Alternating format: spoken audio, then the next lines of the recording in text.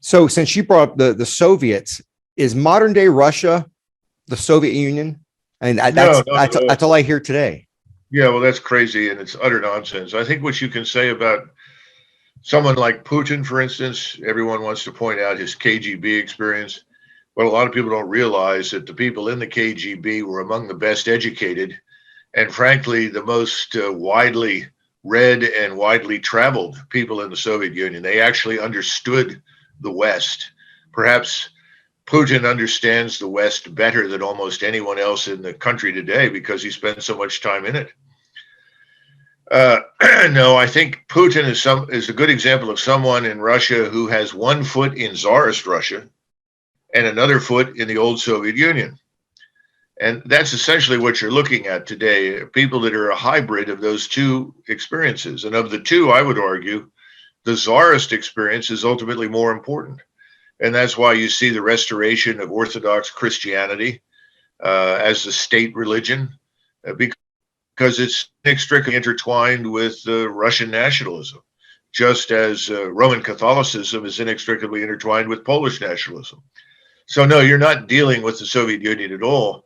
And remember, they've also shed most of the non-Russians.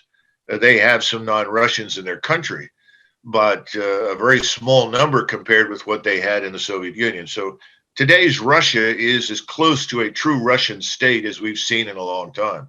And I think there are a lot of misunderstandings about Ukraine and the nature of the problem in Ukraine, what Russia's real concerns are. And then, of course, we've got to understand something else. These borders in that part of the world have changed repeatedly over hundreds of years. And so when you say Ukraine, it depends on which century and at which particular point in time Ukraine is Ukraine. And then not all Ukrainians are the same. Ukraine is actually surprisingly multinational in many respects, more so even than Russia. So again, we keep imposing our views of the world, our perceptions on others, and then demanding that they match whatever standard we set for others.